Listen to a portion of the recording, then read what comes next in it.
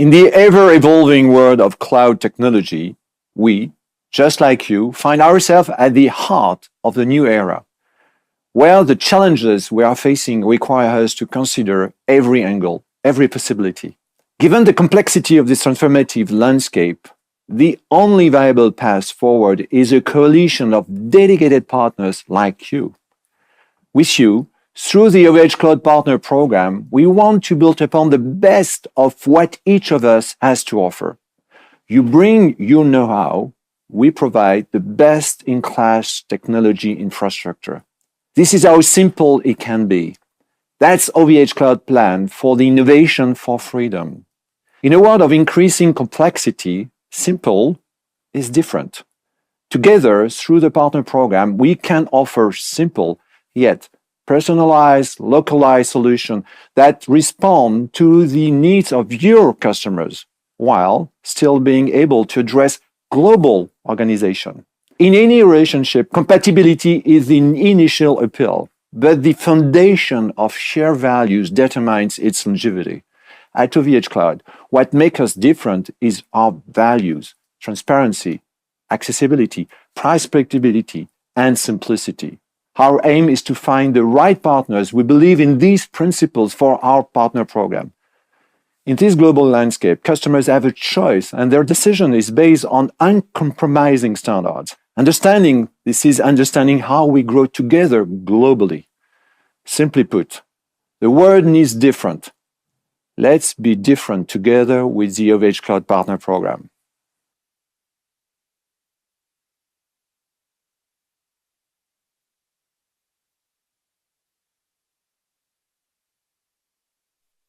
Merci Michel.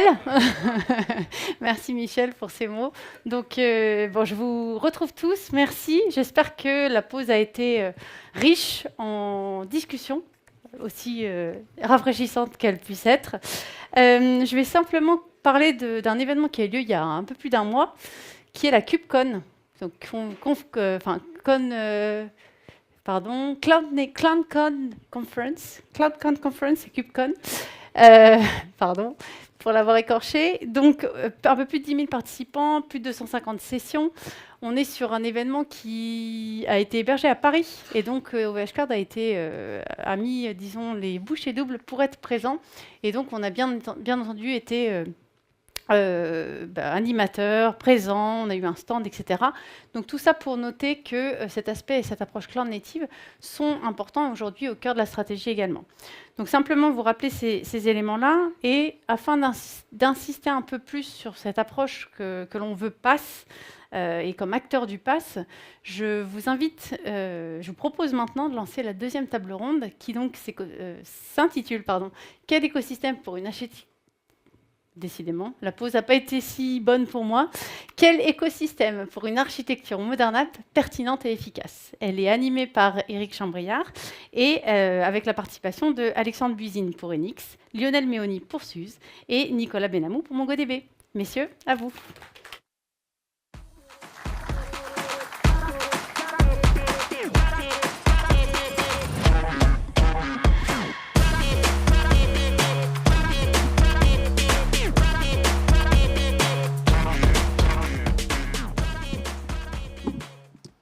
Bien, bonjour, je suis ravi d'animer cette table ronde avec vous cet après-midi. Je vais me présenter en deux mots, donc Éric Chambriard. Je suis responsable des alliances qu'on appelle stratégiques, des alliances technologiques stratégiques, c'est-à-dire des relations que nous avons avec les partenaires technologiques, dont nous intégrons des offres dans nos produits, dans notre logique de move to PaaS, d'être capable de construire une vraie plateforme. Donc, parmi ses partenaires, il y a Nutanix que vous avez entendu tout à l'heure, MongoDB que vous entendrez, SUSE Rancher et beaucoup d'autres. Et ce qui est un mouvement de fond et extrêmement important pour OVH. Donc, je serai accompagné de Lionel, Alexandre et Nicolas qui se présenteront plus en détail tout à l'heure sur cette table ronde qu'on a intitulée, qu'on a voulu faire tourner autour de Modern App et des applications. Donc, deux mots pour vous indiquer pourquoi.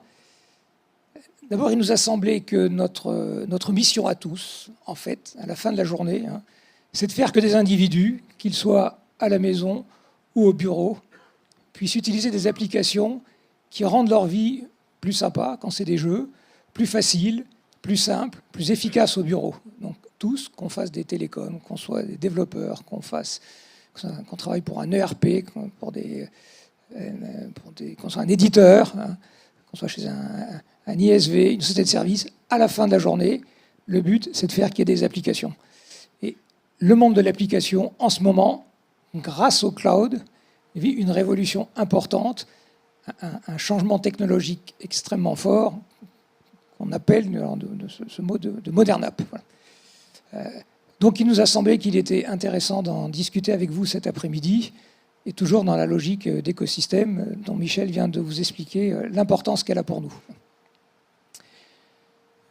Donc avant de commencer, je vais peut-être vous demander de vous présenter les uns et les autres. Vas-y Lionel, tu veux commencer? Ok, ça marche, merci. Donc Lionel Méoni, je suis en charge des équipes Pre-Sales Solution Architect pour Suzy. Donc Suzy englobe Rancher, etc. bien sûr. Donc j'ai en charge les secteurs France, Afrique, Middle East, Europe de l'Est. Voilà, ravi d'être parmi vous cet après-midi. Bonjour à tous, donc Nicolas de chez MongoDB. Ça fait 2 ans que je suis architecte solution chez MongoDB. J'ai en charge une partie des comptes stratégiques parmi les plus grands d'Europe qu'on a. J'ai pas du tout un profil infra, j'ai plutôt un profil développeur. J'ai fait beaucoup de développement, du back, du front. Ce qui m'a amené dans les bases de données, c'est les performances. J'ai rencontré énormément de problèmes de performance dans ma vie de développeur. Et je serais ravi aujourd'hui de vous donner cette orientation, plus peut-être développement plutôt qu'infra. Et je suis très content d'être ici. Bonjour à tous, j'espère que la petite pause sucrerie va vous aider à tenir avec nous autour de cette table ronde. Donc moi c'est Alexandre Buzine, je suis associé dirigeant chez Enix, qui est une boîte française. Alors Lionel, c'est très impressionnant, mais nous on est très focusé marché français pour le coup. Je pense qu'on a des confrères dans la salle qui ont un peu le même métier que nous, à savoir infogérer des plateformes. Alors nous on est sur tout ce qui est sur mesure et un peu premium. On en reparlera. Et je pense que je suis là surtout pour représenter le retour d'expérience des clients finaux. Essayer de prendre leur rôle et de partager avec vous quels sont les enjeux pour les clients finaux, pourquoi ils vont vers le Modern App, le Cloud Native et ce genre de choses. Merci à tous. Donc, ma question va être simple, voire un peu bateau. Peut-être pour Lionel, qui est un peu au cœur de l'écosystème. Modern App, qu'est-ce que ça veut dire quand on descend un peu plus dans le détail? Ce vocable un peu simplet, qu'est-ce qu'il recouvre à ton avis? Alors juste pour expliquer la terminologie de ce que c'est Modern App, applications modernes, je pense que vous connaissez. Donc ce sont des applications qui sont conçues, développées, designées pour répondre bien évidemment aux enjeux d'actualité. Donc on va chercher quoi? On va chercher de l'efficacité, de l'agilité, la portabilité bien sûr, et plein d'autres, on va dire, possibilités autour de cela. Ça englobe quoi? Ça englobe forcément et certainement des infrastructures et une approche cloud native que vous retrouvez chez OVH, bien sûr. Ça englobe des microservices. Donc vous allez construire autour de tous ces petits services qui vont communiquer par API, bien sûr. Ça englobe de l'automatisation. Donc vos DevOps sont au cœur, bien sûr, de cette dynamique dans la conception et la fabrication, on va dire, de ces applications. Ça implique aussi de s'intégrer finalement dans ce process qu'on appelle le CI/CD, donc le développement continu et l'intégration continue. Pourquoi? Parce que ce qu'on attend en tout cas de ce type d'application, c'est qu'on puisse les mettre à jour fréquemment. Donc finalement réduire la part du cycle de vie au travers d'applications bien pensées, c'est ce qu'on va attendre en tout cas sur cette mécanique. Alors bien sûr, ça englobe aussi tout ce qui est expérience utilisateur. Donc on va utiliser certainement des librairies, des frameworks qui sont pensés pour avoir un petit peu ce user-friendly que vous attendez, que vous connaissez sur pléthore on va dire, de solutions. On attend de la sécurisation. On va aussi peut-être toucher et certainement d'autres paramètres comme finalement l'orchestration, etc. Voilà. Donc tous ces types d'applications qu'on va construire bien sûr. Alors j'oubliais, bien sûr, j'ai mon confrère qui est juste à côté, la partie database. Donc, pouvoir avoir des schémas de données peut-être potentiellement larges, variables. On parle souvent de NoSQL comme MongoDB. Voilà. Donc, tout ça fait qu'aujourd'hui, si on veut penser moderne application, on va devoir s'inscrire totalement dans cette dynamique et donc penser, oui, cloud infra, Kubernetes, conteneurs certainement, etc. Merci. Alors, merci pour cette explication, un petit peu technologique. Donc, à quoi ça sert finalement? Donc, du coup, je me tourne vers Alexandre. Les clients, en quoi leur vie est meilleure? En quoi leur vie est plus simple? En quoi ils font des économies? Qu'est-ce qui, de ton point de vue, en amont et en aval, parce que le sujet sur lequel vous travaillez, qu'est-ce qui, de ton point de vue, crée le vrai bénéfice pour les clients, pour le marché? Je pense que c'est bien de parler des bénéfices avant de parler des douleurs et de ce qui peut être compliqué. Alors, il y en a pas mal des promesses, des bénéfices. Je pense, je vais essayer de tourner ça autour de 3 aspects. Le premier, autour de la techno-cube et de la façon de déployer des modern apps, un peu tout le monde cloud native, ça va être de se découpler de l'infrastructure. Alors, on pourrait se mettre à la place d'OVH et se dire c'est un mal ou c'est un bien. En fait, les clients finaux, eux, ce qu'ils voient... Nous, on a pris notre parti, on a dit que c'était un bien. Mais tout à fait, en fait, on va y revenir. Les clients finaux voient cette techno-là comme une normalisation de la façon dont ils vont consommer de l'infrastructure et finalement bouger de mes activités on-prem pour les amener chez OVH ou partir d'un cloud provider pour aller chez un autre. C'est une des premières promesses finalement de cette technologie-là. Qui a un grand intérêt pour se libérer du vendor locking, etc. Je pense qu'en France, on n'a pas trop de cette problématique, mais il y a quand même beaucoup d'early adopters de ces technos qui sont partis chez les Américains, et un peu par défaut, et qui bénéficient pleinement aujourd'hui de la possibilité de remettre en cause leur choix éventuellement. Donc premier élément, découpler de l'infrastructure, garder le contrôle, de savoir où on veut aller. Je pense qu'un deuxième point, Lionel l'a précisé, ces technologies-là, elles sont faites pour enquiller du déploiement massif de manière régulière. C'est de la célérité qu'on va trouver derrière. Donc, dans un monde où on met à jour nos applis éventuellement 5 fois par jour, pas de problème, c'est fait pour. C'est des technos qui sont prévus pour, et on va voir les difficultés qu'il y a après liées à ça, mais qui sont prévus pour de multiples releases par jour, ce qui change pas mal la vie des produits finaux, des services de nos clients finaux. Le dernière promesse, c'est un petit peu à l'image. Alors je reviens sur très rapidement, je trouve que la révolution des conteneurs, c'est un petit peu la révolution des machines virtuelles il y a un peu plus de 15 ans. On ressort un peu la même dynamique et les mêmes bénéfices, c'est la densité. C'est-à-dire qu'avec les conteneurs, on peut encore plus densifier notre infrastructure. On peut stacker plus d'applications ou de composants par nœud. En tout cas, c'est l'idée. Je ne rentre pas dans la technique de pourquoi c'est possible. On évite en gros l'empilage de kernel. Bon, bref, l'important c'est quoi? C'est qu'on gagne encore un peu plus par rapport à la virtualisation en termes de densité. Je m'arrête là. Il y a d'autres promesses qui existent autour de tout ça, mais je pense que ça représente bien l'intérêt.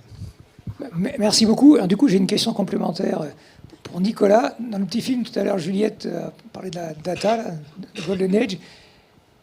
Est-ce que pour les applications qui sont un peu plus récentes, ou ce qu'on a vu sur le marché de la data et des databases ces 3-4 dernières années, est-ce que quand on est dans des contextes de data très intensifs, est-ce que cela remet les choses en question? Est-ce que ces architectures sont toujours pertinentes? Ou au contraire, est-ce que c'est un accélérateur? Quel est ton avis sur ce point? Alors, merci Eric. Donc du coup, on va parler des douleurs immédiatement. Non, effectivement, l'aspect data est très important. Et quand tu parles d'aspect data intensive, j'aimerais prendre donc 2 orientations pour parler de ça. Le premier, c'est l'aspect scalabilité. L'aspect élasticité aussi. Scalabilité, c'est pas forcément j'augmente toujours ma capacité. Ça peut être je dois la réduire également. Et également l'aspect time to market, on y reviendra juste après. Pour ça, vous savez tous aujourd'hui, les entreprises, nos clients ont besoin de plus en plus d'absorber des charges de plus en plus erratiques, toujours plus grandes, dans un contexte de plus en plus complexes. Et pour ça, j'aimerais juste citer un exemple que je vois au jour le jour avec un de nos clients, qui est parmi un des plus grands clients d'Europe chez MongoDB, qui est un leader mondial dans le travel. Ils ont fait l'effort, Lionel en parlera tout à l'heure, de l'adoption de ces plateformes modernes. Ils ont fait l'effort de bout en bout d'avoir une plateforme de développement, et ça a apporté énormément de bénéfices. Déjà, le fait de pouvoir traiter de multiples use cases dans une seule et même application. Aujourd'hui, on a des données qui sont très variées. On peut avoir dans une même application de l'IoT, du graph, des documents, des vecteurs. Il faut savoir le gérer sans introduire trop de complexité. Ensuite, il y a aussi l'aspect... on était très orienté product il y a quelques années. On fait notre product avec notre team produit qui va bien. Ça a ses limites. Le fait d'avoir une plateforme sur laquelle reposer, on peut avoir une maintenance qui est accrue, ce qui permet aussi d'avoir finalement de gagner du temps dans le delivery, puisque comme le dit Alex aussi, le but c'est d'accélérer, d'être toujours en avance sur les features qu'on doit produire. Donc c'est tous ces aspects-là qui sont vraiment hyper importants. Et un des points vraiment clés, je l'ai dit au début dans la présentation, mais pour moi un des points vraiment clés, c'est la performance. Les bases de données, ça a toujours été super douloureux. On essaie toujours d'éviter d'appeler les bases de données pour avoir, quand on appelle nos API, d'avoir le maximum de temps de réponse. Aujourd'hui, la performance, c'est vous n'êtes pas assez performant, vous perdez vos clients. Je le vois aujourd'hui avec l'entreprise dont je vous parlais tout à l'heure. Sur un système de réservation, aujourd'hui, quand vous réservez vos billets d'avion, ce qui est important pour eux, c'est de réduire ce qu'on appelle le look to book. C'est le moment où vous allez faire votre recherche de billets d'avion et vous allez passer du temps, vous allez regarder les prix et après vous allez booker. Si vous allez sur un site qui est plus lent que notre, vous allez abandonner, vous allez sur le site qui est le plus performant. Donc tous ces aspects-là, le fait de pouvoir garantir la performance dans des modern apps, c'est pas donné à tout le monde, il faut faire l'effort. Cube, il y a du networking, il y a des difficultés à appréhender. Avec la data, c'est d'autant plus compliqué. Donc il faut pouvoir adresser ce sujet-là de façon vraiment jusqu'au boutiste et pas seulement s'arrêter à mi-chemin. J'en parlerai un petit peu plus tard dans la deuxième partie de la table ronde, où souvent on fait la démarche jusqu'à un certain point et on s'arrête parce que gérer des databases sur Cube, c'est pas donné à tout le monde. D'ailleurs, un gros big up à l'équipe OVH qui gère la partie MongoDB as a service sur une plateforme Kubernetes. Bravo à eux. Voilà. On peut les applaudir. On peut. Mais, merci. Donc, cela étant posé, je commence à comprendre les avantages de la solution. Donc, du coup, quels sont les enjeux? C'est-à-dire, confronté à un client qui se pose des questions, qui avance, à ton avis, Alexandre, quels sont les enjeux? Qu'est-ce qu'il ne faut pas oublier? Quelle est la bonne démarche?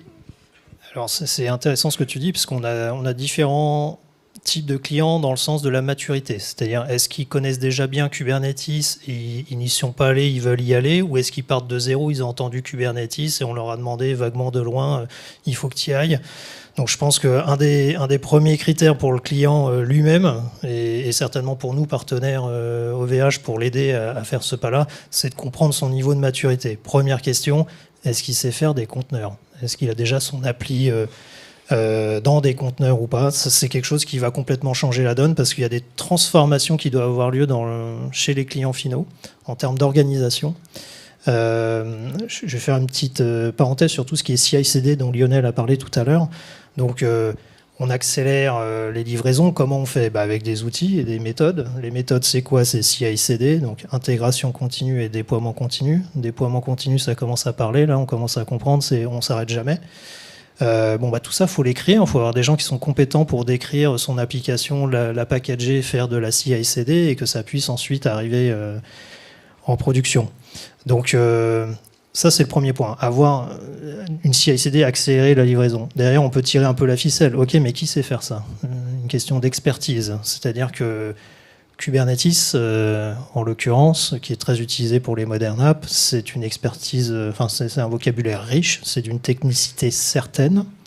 C'est un peu le saint graal du monde opérationnel. Aujourd'hui, c'est très recherché par les gens qui font de l'ops, par exemple, de l'infrastructure. C'est moins recherché pour les gens qui font du pure dev, parce que c'est très complexe. Donc, il y a aussi une question de transformation des clients finaux, si on parle d'enjeux.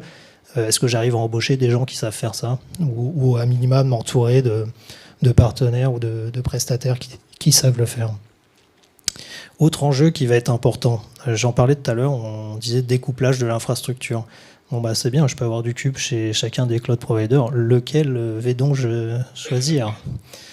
Probablement OVH. Donc il y a comprendre où je vais. Kubernetes, c'est quelque chose qui me détache un petit peu. Ça m'écarte de mes métiers que je connais avant. L'expertise que j'ai en interne, si je suis client final, mes équipes, est-ce qu'elles savent vraiment appréhender ça ? C'est une vraie question.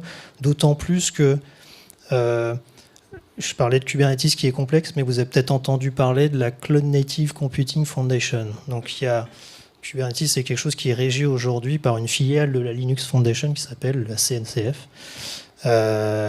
qui est un écosystème monstrueux. Il y a énormément de techno. Il n'y a pas juste Cube. Cube, c'est une parmi 500 technos, 1000 technos. Et c'est dur de s'y retrouver et de faire le choix là-dedans, dans tout cet écosystème. Donc on a souvent les clients finaux vont être... rarement auront fait tous ces choix-là et auront décidé. Donc vous avez des partenaires très connus comme SUSE, Rancher et MongoDB. Là, les choix vont être faciles, mais il y a aussi plein de petits à côté, de petites technologies qu'il va falloir rajouter sur le Kubernetes pour que le tout soit fonctionnel. Donc il y a un enjeu à cet endroit-là également. Il y a en fait plein d'enjeux, mais moi je m'y perds à la fin. Qu'est-ce que je vais dire là-dedans ? Je crois que le point final, c'est qu'il ne faut pas minimiser la difficulté pour les clients qui sont plutôt gros, importants, industrialisés, à se transformer pour faire du Kubernetes. Ça change. Les équipes existantes sont structurées d'une façon qui n'est pas vraiment compatible avec l'approche cloud native, livrée en permanence, donner les mains à certaines personnes. Je vais vous donner un petit exemple. Avec Kubernetes, je suis quelqu'un de l'infrastructure, je construis un Kubernetes, je le mets à disposition, et là, tout d'un coup, je peux avoir des DevOps, des SRE, des delivery, quel que soit le nom que vous leur donnez, qui ont le pouvoir de choisir combien ils vont consommer de CPU et de RAM. En fait, on arrête d'acheter du matériel hardware, on arrête d'acheter des VM de telle ou telle taille, on dit juste aux gens qui veulent faire tourner leur application, bah, vas-y, tu décris ce que tu veux, tu décris ton infrastructure dans un langage normalisé et ça va être disponible d'une façon ou d'une autre derrière. Mais ça pas, il faut se rendre compte à quel point ça change complètement le paradigme d'organisation des équipes, de séparation entre ceux qui mettent en prod, ceux qui opèrent, ceux qui dessinent l'application, etc. Donc voilà, j'y reviendrai à la fin, mais gros enjeu pour les clients de passer sur ce genre de technologie. Merci du coup en t'écoutant. J'ai une question pour Nicolas. J'ai l'impression qu'il aime bien la techno. S'il y avait un sujet technique délicat ou un ou deux choix un peu importants qu'il faut faire de façon un peu sharp, tu choisirais quel exemple ? Merci beaucoup Alex là, pour me faire le pont vers un sujet encore très douloureux. On parlait tout à l'heure de CI/CD, de DevOps, d'accélérer. C'est un sujet qui me tient vraiment à cœur parce que je l'ai vécu de mon sang en tant qu'architecte développeur dans un grand groupe. J'en ai résolu une partie en utilisant certaines technologies ou en adoptant certaines pratiques, mais c'est pas forcément évident. Et effectivement, un des points douloureux, un des points délicats, c'est comment je peux gérer dans cet écosystème tous mes changements liés à la donnée.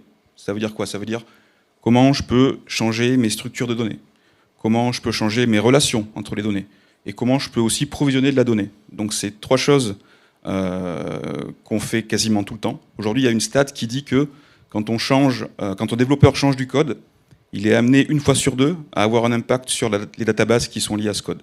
Donc c'est énorme. Avec des bases de données traditionnelles, dès qu'on fait un changement de code, on se retrouve à faire du script, on se retrouve à faire des changements de table, de structure de table, on se retrouve à mettre ça au mieux en tant que script dans un pipeline CI/CD. Au pire, c'est un DBA qui va exécuter ça pour vous et peut-être ça va marcher, peut-être pas. Du coup, chaque changement de base de données, c'est du ralentissement, c'est prendre un risque, finalement, le changement, il n'est pas difficilement réversible aussi. Chaque changement, ça introduit des difficultés à aussi devoir revenir en arrière si jamais il y a un problème. Et ces changements de base de données sont souvent un énorme bottleneck sur les modernes apps, où finalement vous allez faire l'effort de faire tout ce qui est stateless, c'est-à-dire déployer mes API sur du cube, gérer mes changements de code de back-end, front-end sans problème. Mais tout ce qui est base de données, vous allez le laisser de côté. Et finalement, quand vous allez faire un changement, vous allez vous retrouver bloqué par finalement une décélération à ce niveau-là. Donc si vous voulez, il n'y a pas vraiment de recette miracle sur comment je peux résoudre ce problème. C'est souvent lié à plein de facteurs. Alors déjà, le premier, c'est le mindset des entreprises. Combien d'équipes DevOps, vous allez parler des équipes DevOps, et finalement, en général, ils n'ont pas le temps de gagner du temps. Ils sont tellement dans le feu de l'action, tellement approvisionnés à être là, aussi à faire du run, que finalement, changer les pratiques, c'est compliqué. Ça peut être lié à plein de choses aussi. Les développeurs ont aussi énormément de mal à avoir des datasets exhaustifs pour pouvoir gérer leurs tests unitaires de façon exhaustive. Donc il y a plein de challenges comme ça qui viennent et qui sont compliqués à gérer. Le seul point que j'ai vu et que je vois qui marche tout le temps, c'est d'essayer de faire en sorte que les changements soient le plus atomiques possible et les plus réversibles possibles. Ça, MongoDB le permet. Je pourrais citer un exemple concret. J'ai un client qui dans le pari sportif, du coup, qui a des enjeux data énormes, puisque vous vous doutez bien que un match du PSG occasionne un peu plus de charges qu'un match de division d'honneur. Et pareil, il y a des changements de data model qui sont conséquents et qui amènent énormément d'inertie. Et finalement, en passant d'une techno SQL à MongoDB, parce que oui, il faut que je parle un peu de MongoDB, il y a mon manager dans la salle, je crois. Donc, déjà que tu parles de foot. Désolé. Effectivement, on a réussi à réduire le nombre de changements de bases de données, enfin de tout ce qui est lié à la data, d'environ 70%, ce qui est énorme. Un changement en moins, c'est juste un problème en moins, c'est juste de l'accélération en plus. Et pour les 30% restants, on a réussi à les sortir du chemin critique du déploiement. C'est-à-dire qu'aujourd'hui, on n'est plus obligé de dire j'enrichis mes données, du coup je suis obligé de mettre à jour mon back-end, je suis obligé de mettre à jour mon front-end, je peux faire ça de manière découplée, ce qui fait que même si les changements persistent, parce qu'il y aura toujours du changement, c'est la vie des applications et il y en a de plus en plus souvent, on peut faire en sorte de les minimiser et surtout de les sortir du chemin critique. Et ça, c'est un avantage compétitif qui est vraiment notable. Merci pour toutes ces explications. Je dois vous confesser que là, à ce stade de la conversation, je commence à être un peu inquiet parce qu'on est tous là pour générer des projets, pour suivre des projets, pour gagner un peu d'argent. Et là, je commence à être un peu inquiet. Tout ça, ça m'a l'air d'être bien compliqué. Et puis alors, j'ai une autre inquiétude, c'est que de la table ronde précédente de tout à l'heure, j'ai entendu on parler de l'IA. Dans les grands groupes, c'est génial, et puis tous les autres, ils n'ont pas d'argent, ils n'ont pas de compétences, ils n'ont rien, les pauvres, et de petits, ils vont devenir minuscules. Donc, Lionel, quelle est ton analyse? Chez quel client ces projets ont du sens? Chez quel client? Dans quelle verticale? Dans quel morceau de système d'information? Où est-ce qu'il faut qu'on aille? À quel endroit dans les entreprises tout ça prend vraiment du sens? Et à quel endroit c'est pas trop compliqué? Parce que je vous l'ai pas dit, moi je suis vendeur, donc je suis un peu feignant. Donc à quel endroit c'est fastoche? Alors, on peut le regarder sur deux niveaux. Alors avant de parler de la typologie des clients, j'aimerais juste rappeler quelques statistiques, ce qui démontre un petit peu qu'on a encore, pas encore, mais on a pas mal de business à faire dans notre belle région française. Si vous regardez la schématique d'adoption, en tout cas des Modern Apps, qui est liée implicitement à la partie cloud, et donc cette adoption, juste vous rappeler quelques statistiques, un peu facile pour moi, comme j'ai un peu une vision Europe, etc. Les champions, c'est les Nordics. 80 à 70% de la schématique d'adoption, c'est chez eux. Pas de photo. Ceux qui rattrapent la corde et qui ont accéléré grandement, en tout cas, sur cette dynamique, les Italiens, sont dans les 60% d'adoption. Intéressant. D'un point de vue business, l'Angleterre, l'Allemagne, 50%. D'accord ? Là où encore on a, on va dire, un terrain de jeu, France. On est à peu près à un tiers de l'adoption. Alors, ça peut être lié à notre approche culturelle, pas mal on va dire, de conception. On a une population d'ingénieurs très deep dive, etc. On est toujours dans la vérification, etc. Mais c'est intéressant. Voilà, 30%, à peu près un tiers, l'adoption. Et puis, on ne va pas dire les mauvais élèves, mais pour des raisons peut-être de coûts, d'investissement, etc., l'Europe de l'Est. En général, 20-25% sur la partie dynamique d'adoption.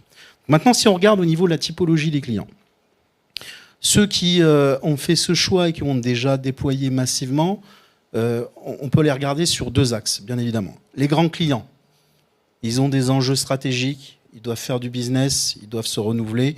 Donc forcément, ils ont investi massivement sur ces populations de DevOps. Ils ont fait les investissements qu'il fallait, ils ont travaillé la photo depuis des années. Voilà, ils sont dedans. Ils ont une force, on va dire, en termes de manpower évidente.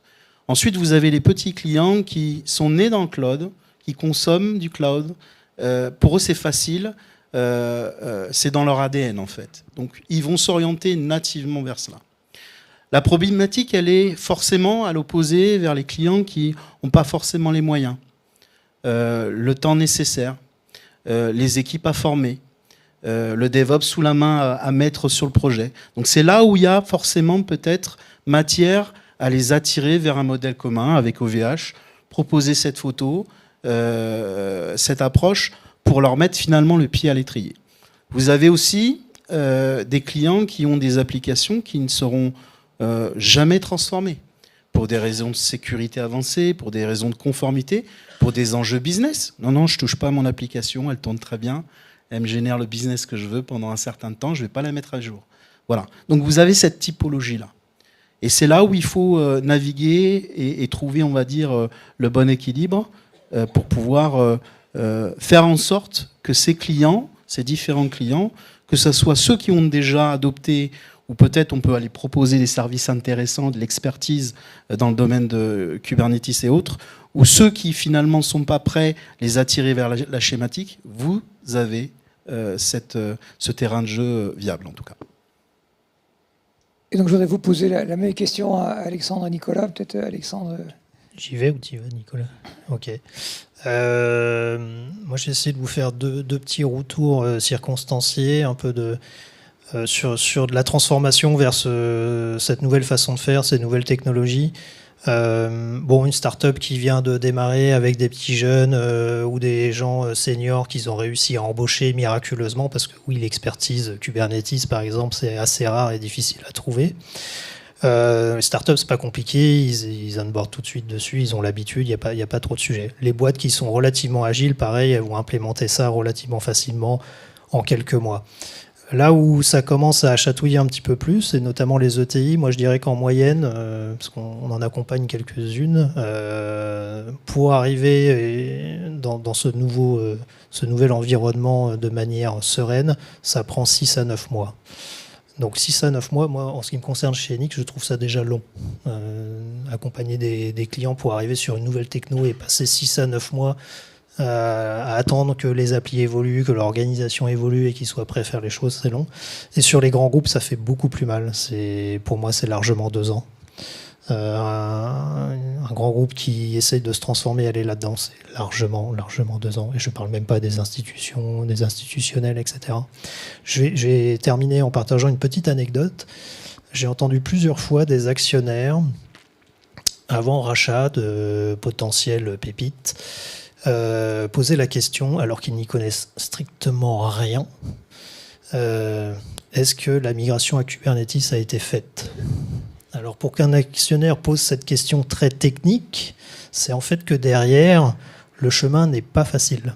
Le chemin n'est pas aisé et qu'il y a un certain nombre de choses à faire. Et donc un actionnaire sait maintenant qu'une boîte qui a déjà transitionné à Kubernetes a changé son organisation, a réussi à se staffer, à attirer de l'expertise, est organisé, a de la production H24 qui marche dans de bonnes conditions, etc. Donc est mature et a fait tout ce chemin-là qui est parsemé d'embûches. Donc je répète, les actionnaires, s'ils en sont conscients, alors que c'est quelque chose de très technique, c'est qu'il y a une vraie valeur derrière ça, d'avoir fait le chemin d'abord et quelqu'un d'autre les payer, mais aussi d'être dans une situation derrière où je suis dans la modernité, je peux embaucher des développeurs qui naviguent dans ce nouvel environnement et je transpire pas le legacy et les vieux nanars. À toi, Nico. Cadeau. Merci pour le cadeau. Ce que je vais juste rajouter, c'est mon expérience personnelle, puisqu'effectivement, ce que dit Alex, je l'ai vécu pour avoir été architecte dans un grand groupe français bien connu. J'étais en charge de la plateforme B2B e-commerce du groupe, donc qui représente environ 50% du chiffre d'affaires et qui représente beaucoup plus encore aujourd'hui. On était parti sur une infra classique VM, bare métal, et on faisait environ, au mieux, une grosse livraison par quarter de notre plateforme, avec tous les risques que ça implique de faire une livraison par quarter avec on ne sait pas combien de millions de lignes de code à livrer. Au bout d'un moment, à force de faire le forcing et d'expliquer le pourquoi du comment, c'était intéressant de transitionner vers une stack beaucoup plus moderne. Pour des raisons business, on ne fait pas de l'IT juste parce que c'est fun de faire du cube. Il y a vraiment un moteur derrière, de pouvoir livrer plus facilement, de pouvoir découpler les services, que ce soit des services stateless ou stateful, peu importe. On l'a fait. On l'a fait, effectivement, je confirme. 2 ans, c'est bien. 2 ans, c'est OK. Et ce que j'ai observé après, c'est qu'effectivement, on a vu une entreprise à 2 visages après. Une entreprise fast track, donc une IT cube, orientée sur cube globalement, et le reste du legacy, bien sûr, qu'on ne veut pas forcément bouger, puisque c'est des applis qui tournent, qui sont là depuis des lustres sur des VM, qui fonctionnent très bien, et dont les changements sont relativement maîtrisés, qui sont assez stables, donc il n'y a pas de raison de les changer. Mais quand il y a un vrai moteur d'accélération, un vrai moteur business derrière, aller chercher des nouveaux marchés, avoir un avantage compétitif sur les concurrents, c'est utile, c'est clairement utile. Il y a juste une petite anecdote sur un des modules en particulier qui me tient à cœur, que j'ai pu développer chez cette entreprise, et qui fait aussi écho à MongoDB. On avait un module de pricing à faire, un de nos concurrents allait sortir ce module, c'était annoncé, c'était prêt à sortir en fin d'année 2017, il me semble. Et nous, on n'avait rien. Et finalement, en partant sur Cube, en partant sur MongoDB pour plein de raisons, notamment par rapport à la flexibilité du schéma de MongoDB, au fait de pouvoir faire des changements plus rapidement, d'éliminer certains changements, on a réussi à sortir ce module en moins de 3 mois, ce qui pour nous était un exploit. On n'avait finalement jamais vu ça. Et aujourd'hui, ça a pris. Bien sûr, le legacy reste. Dans les grands groupes, le legacy va rester. Et on sera tous à la retraite qui sera toujours là. Mais effectivement, les nouveaux produits, l'innovation, les plateformes Modern Apps sont vraiment vecteurs de ça. Et le nouveau business, pour moi, il est là. Et ce que je vois en tout cas chez MongoDB, j'ai des clients de toute industrie, de toute verticale, des très grands groupes comme des digital natives. Effectivement, on voit que les digital natives sont beaucoup plus à l'aise dans ce mindset-là. Le problème pour eux, le challenge, ça va justement être aussi de retenir les ressources. Parce que de mettre une plateforme en place, c'est cool, c'est chouette, c'est bien, mais il faut la maintenir. Il faut la maintenir en conditions opérationnelles. Donc il y a tous ces challenges-là, et des plateformes comme OVH peuvent vraiment aider à faire en sorte que les entreprises soient plus à l'aise pour délivrer le plus de valeur possible. Excellente transition vers une de mes dernières questions. Donc, on est chez OVH ici. Donc, comment jugez-vous notre partenariat et en quoi, donc chacun, ça permet d'aller plus vite? Parce que j'ai compris que c'était une question, un enjeu, un problème important. Je commence. Oui. Alors, on est super ravis, Eric, de travailler avec vous, de développer un petit peu cette approche commune autour de notre proposition de valeur. Alors, bien sûr, il y a la dimension infra, vous l'avez compris, proposition autour des solutions que vous proposez, bien évidemment.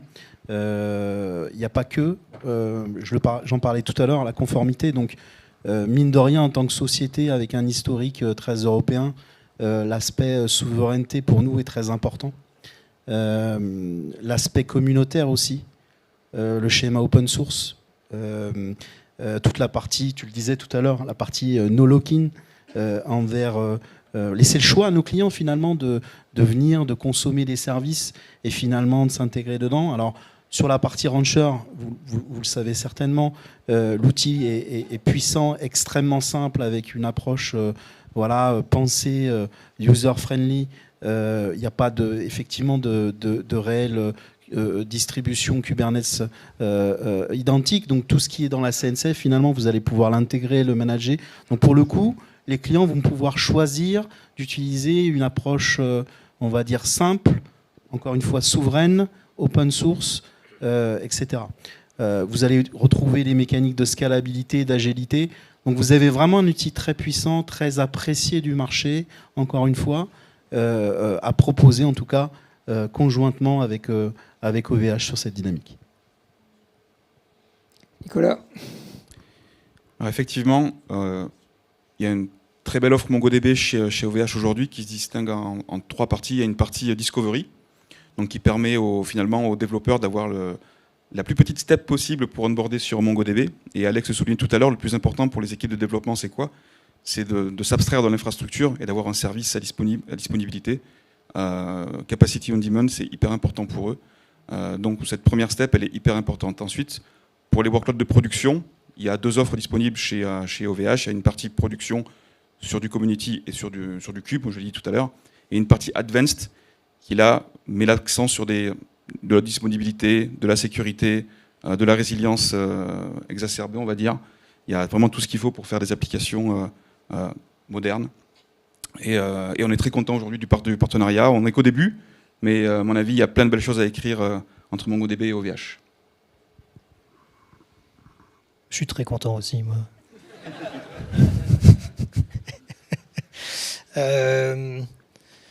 Moi, j'aurais envie de dire que je suis content aussi qu'on ait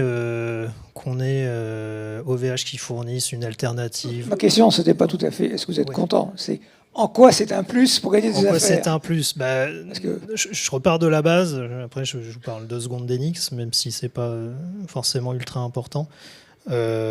Déjà, OVH propose de la solution sur étagère avec du Kubernetes et des bases de données managées, et voire même de la distribution Kubernetes et de la solution de contrôle avec Rancher. Donc avoir quelque chose de souverain en France pour gérer ces modern apps et tout ce qui est cloud native, c'est un réel plus.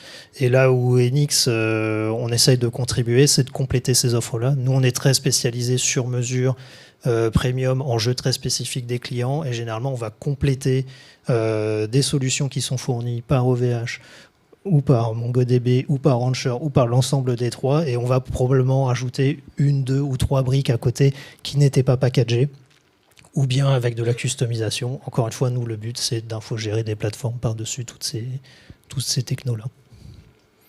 Bien, merci beaucoup. J'espère que ces échanges vous auront éclairé. Donc, merci Lionel, merci Nicolas, et merci Alexandre pour votre présence. Et j'espère surtout que d'ici une semaine, 1 mois, 2 mois, 6 mois, vous vous direz tous, grâce à cette table ronde, j'ai gagné une affaire, j'ai gagné des projets. Merci, messieurs. Donc on a là aussi un joli rebond sur le sujet de l'écosystème et de travailler ensemble. Donc j'espère que ça a été en tout cas un bel éclairage pour vous ici aujourd'hui.